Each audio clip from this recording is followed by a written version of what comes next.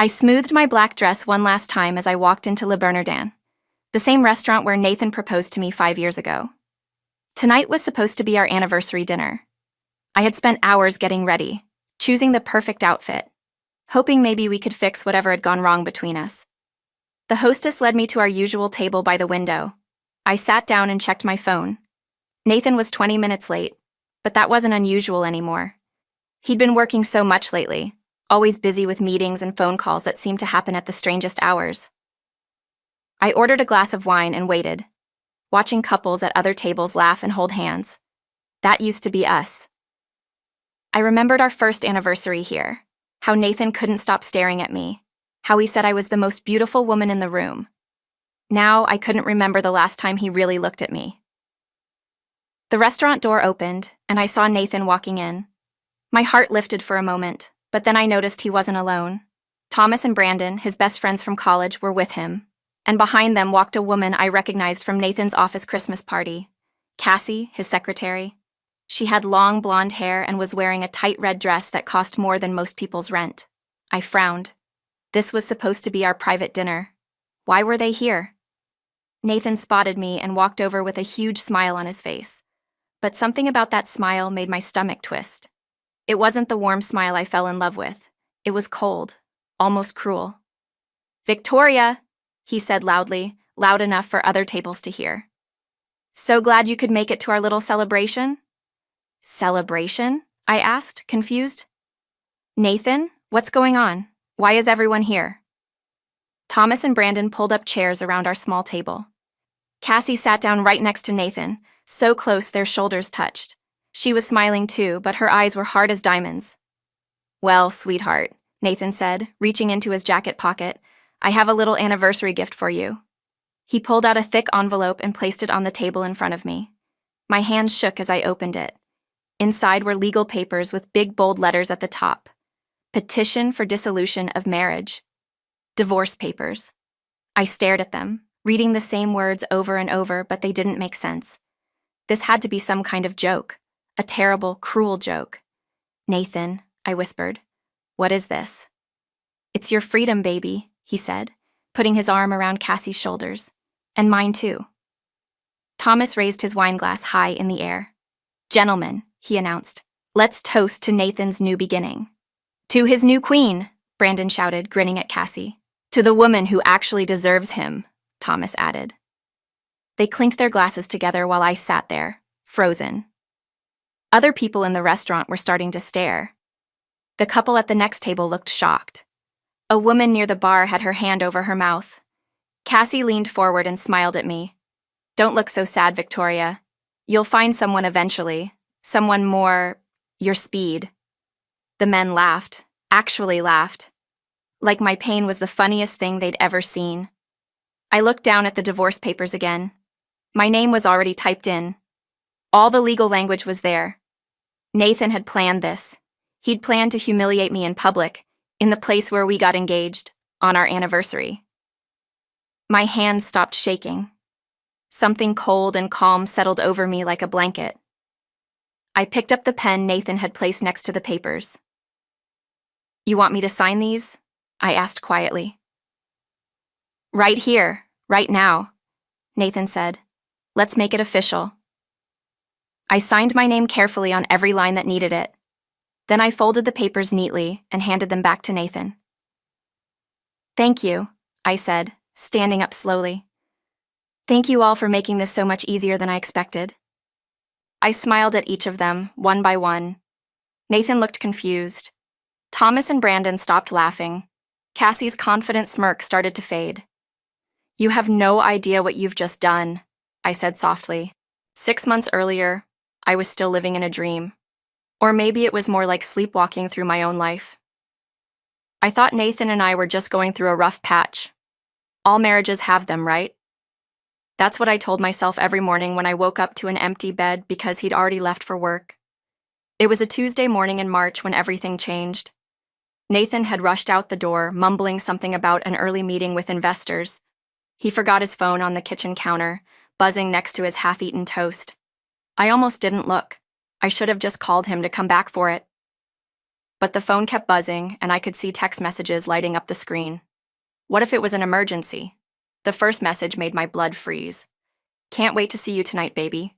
Same hotel as always? C. Then another one. Last night was incredible. I love you so much. And another. When are you going to tell her? I'm tired of hiding. My hands were shaking so hard I almost dropped the phone. C. Cassie, his secretary, the sweet young woman who always smiled at me during office parties and asked about my work. I sat down at our kitchen table, the same table where Nathan and I used to have breakfast together every morning, reading the news and planning our weekends. Now I couldn't remember the last time we'd done that. The messages went back months. Months of, I love you and I miss you, and plans to meet at hotels. There were photos too. Pictures of them at restaurants I'd never been to, holding hands across candlelit tables. Pictures of her wearing jewelry I'd never seen before. Expensive jewelry. I scrolled through their conversations, each message like a knife in my chest. They talked about me sometimes. Nathan called me clueless and boring. Cassie said I was in the way and asked when he was going to get rid of the dead weight. But the worst part wasn't the cruel words. It was how happy they seemed.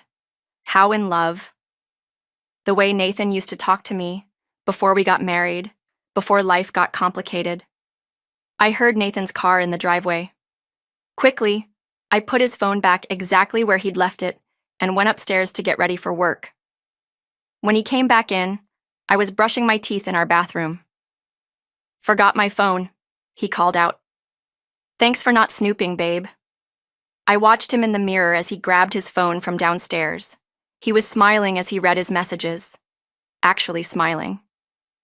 Then he came upstairs and kissed my cheek like nothing had happened.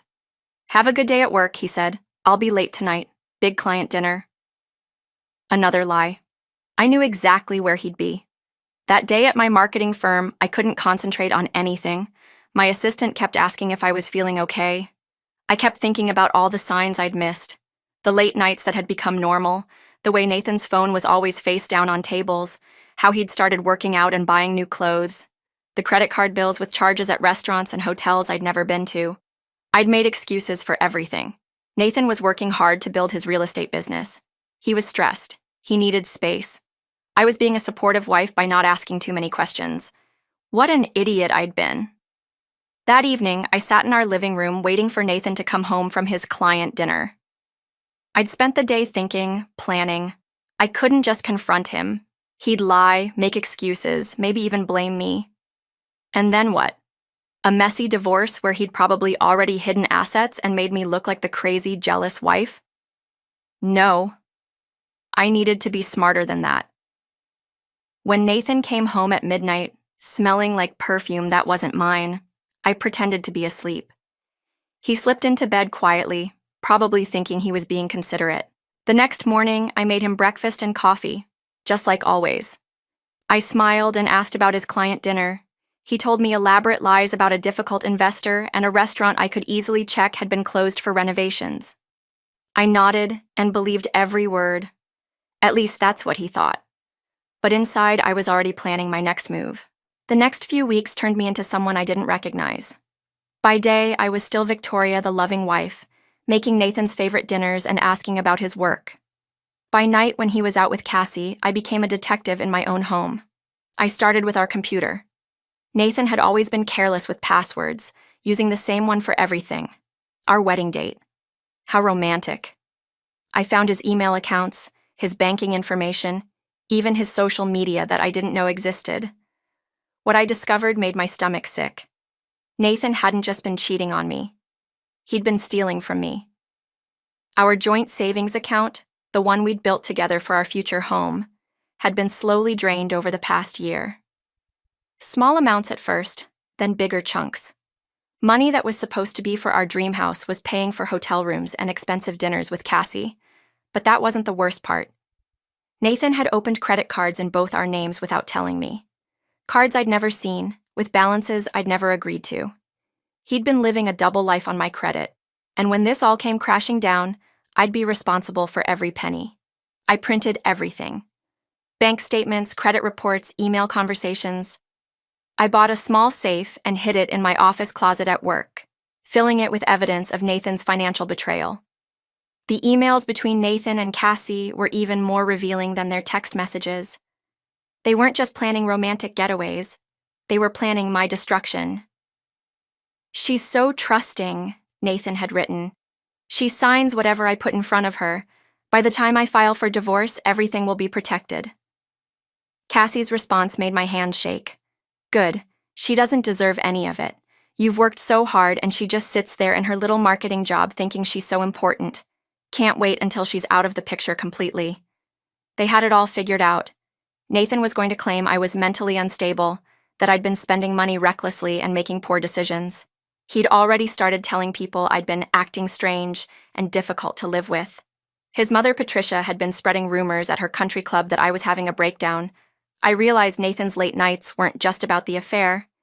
He'd been meeting with lawyers, financial advisors, even a private investigator to dig up dirt on me. They were building a case to make sure I walked away from our marriage with nothing. But Nathan had made one crucial mistake. He underestimated me. I called in sick to work and spent the day at the public library, researching divorce law and financial fraud. I learned about hidden assets, about how to protect yourself when your spouse is planning to destroy you. I took notes in a composition book, writing everything in code in case Nathan found it. That evening, I made Nathan's favorite meal, lasagna with garlic bread. He came home in a good mood, probably because his day with Cassie had gone well. "This smells amazing, babe," he said, kissing my forehead. "You're the best wife a guy could ask for."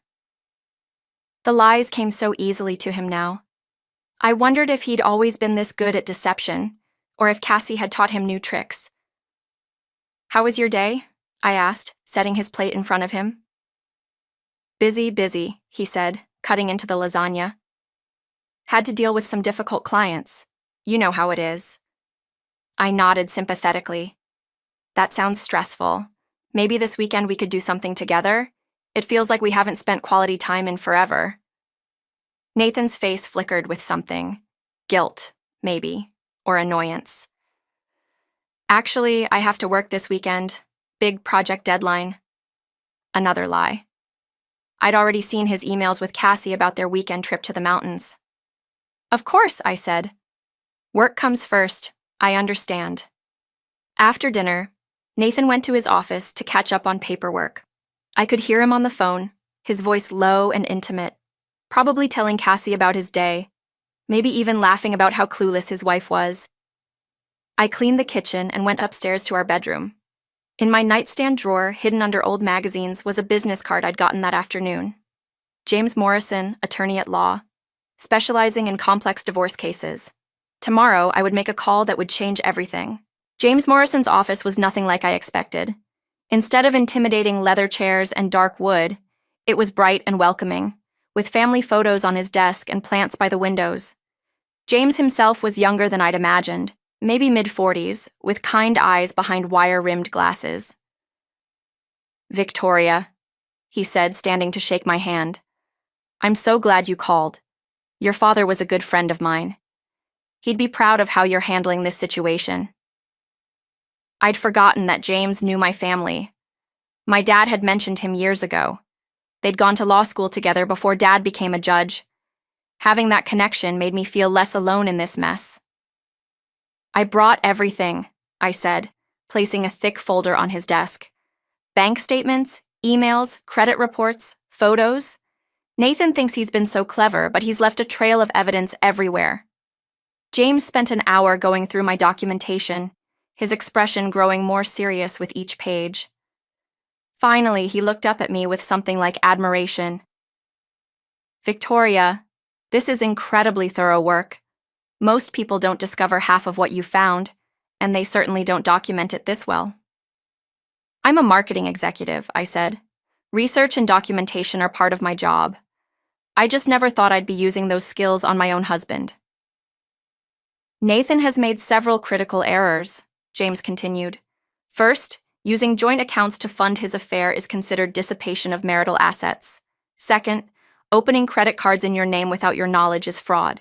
And third," he held up a printed email, These messages show clear intent to defraud you in the divorce proceedings. I felt a surge of satisfaction. So I can protect myself? More than that, we can go on the offensive. James leaned back in his chair. But I need to warn you, this won't be easy. Nathan clearly thinks he holds all the cards. When he realizes you've been building a case against him, he's going to get desperate.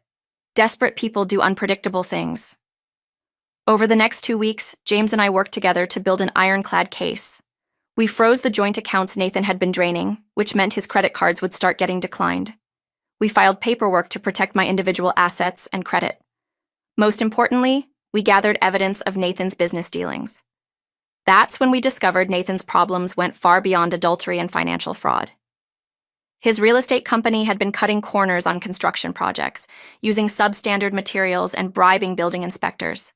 There were safety violations, environmental violations, and tax evasion. Thomas and Brandon weren't just his drinking buddies. They were his partners in a web of illegal business practices.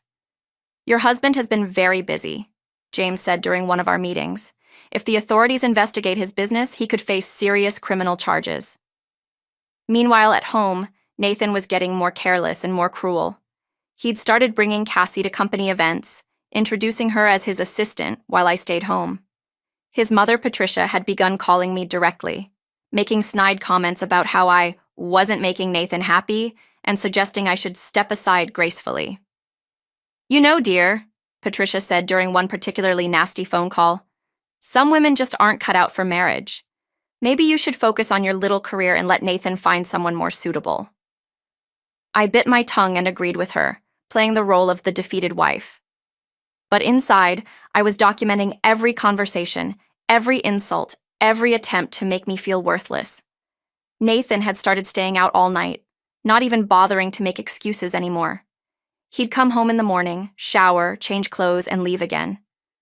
We barely spoke except when he needed something, a shirt ironed, a meal prepared, or papers signed for his business. I signed everything he put in front of me, just like always. But now I was photographing every document first, building evidence of his attempts to hide assets and manipulate our finances. The hardest part was pretending everything was normal when we were around other people. At his company's spring party, I watched Nathan and Cassie dance together while I sat alone at our table. Other wives gave me pitying looks, whispering behind their hands about my situation. But I wasn't the pathetic, abandoned wife they thought I was. I was a woman with a plan, gathering strength and evidence for the battle ahead. Nathan had no idea that his perfect victim was about to become his worst nightmare. The call came on a Monday morning while I was reviewing quarterly reports at work. Nathan's voice was cheerful, almost giddy, which immediately put me on alert. "Hey babe, I've been thinking about our anniversary next week. We should do something special this year." I nearly dropped my coffee. Nathan hadn't remembered our anniversary in 2 years, and now suddenly he wanted to celebrate? "That's wonderful, Nathan. What did you have in mind?" "How about dinner at Le Bernardin? You know, where we got engaged? I'll make reservations for Friday night." My heart should have warmed at the romantic gesture, but something in his tone made my skin crawl. There was an excitement there that didn't match the words, like he was planning a surprise party instead of an intimate dinner. "That sounds perfect," I said carefully. "Just the two of us?" "Of course. Just you and me, celebrating 5 amazing years." After he hung up, I sat staring at my phone. Nathan was planning something, and it wasn't a romantic reconciliation. I called James immediately. "He's going to serve you with divorce papers," James said without hesitation. "At your anniversary dinner, in the place where you got engaged. He thinks it's poetic justice." The cruelty of it took my breath away. "How can you be so sure?" "Because I've seen this before. Narcissists love grand gestures that make them feel powerful. He wants to humiliate you publicly, probably thinks it'll make you more likely to accept whatever settlement he offers." That afternoon, I did something I'd never done before. I called in sick and drove to Nathan's office building. I parked across the street and waited. Sure enough, at 3 p.m., Nathan and Cassie walked out together, heading to a coffee shop 2 blocks away. I followed them, staying far enough back to avoid being seen. They sat at a corner table, and even from a distance I could see how animated Nathan was. He was gesturing excitedly while Cassie laughed and clapped her hands like he'd just told her the best joke in the world. I couldn't hear their conversation, but I didn't need to. Nathan's body language told me everything. He was planning his big moment, probably describing exactly how he was going to destroy me at our anniversary dinner. That evening, Nathan came home with flowers, cheap grocery store roses, not the expensive arrangements he used to bring me. He was practically bouncing with excitement. "I can't wait for Friday," he said, kissing my cheek. "It's going to be a night you'll never forget." He had no idea how right he was. The rest of the week passed in a blur of final preparations. James and I met every day, going over our strategy. We'd already filed my divorce petition, but we were holding it back, waiting for the perfect moment to serve Nathan. "The key is timing," James explained. "Let him think he's won, let him get comfortable, and then we strike." I spent Wednesday afternoon at the bank, moving my personal assets to a new account Nathan didn't know about. I also stopped by my office and had a long conversation with my boss about taking some time off. I had vacation days saved up, and I had a feeling I was going to need them. Thursday night, Nathan was so excited he could barely sit still during dinner. He kept checking his phone and grinning to himself. At one point, I caught him texting someone, probably Cassie, probably sharing his anticipation for tomorrow's big show. "You seem happy," I said, cutting into my chicken. "Just looking forward to tomorrow night," he said. "I have a feeling it's going to change everything." "I hope so," I replied, and I meant it. That night, after Nathan fell asleep, I went to my home office and opened my laptop one last time. I had recordings of Nathan's phone calls, screenshots of his emails, and documentation of every lie he'd told me over the past 6 months. Everything was organized, labeled, and ready to be presented. I also had something Nathan didn't know about, a small recording device that James had helped me obtain. Tomorrow night, when Nathan thought he was delivering his crushing blow, I'd be capturing every word for the divorce proceedings. I looked at myself in the bathroom mirror before bed. Tomorrow, the woman staring back at me would be free, not just from Nathan, but from the lies, the pretending, and the constant feeling that I wasn't good enough. Nathan wanted to make our anniversary unforgettable. He was about to get his wish. The silence in the restaurant was deafening. Nathan's triumphant smile was frozen on his face as he stared at me, clearly confused by my calm reaction. Thomas and Brandon had stopped mid-toast, their wine glasses suspended in the air. Cassie's confident smirk was wavering. I reached into my purse and pulled out my phone, setting it on the table where everyone could see it. The red recording light was blinking. "Thank you all for that wonderful performance," I said, my voice steady and clear. "I hope you don't mind that I recorded every word." Nathan's face went white. "Victoria, what are you—" "Shh," I interrupted, holding up one finger. "I'm not finished. You see, while you've all been celebrating Nathan's brilliant plan to humiliate and destroy me, I've been doing a little planning of my own." I opened my purse again and pulled out a thick manila envelope, placing it next to the divorce papers Nathan had given me. "These are my divorce papers, Nathan. Filed 3 days ago with the family court. Unlike yours, mine include some very interesting attachments." Thomas leaned forward, his face suddenly serious. "What kind of attachments?" "Well, let's see," I said, opening the envelope and spreading papers across the table.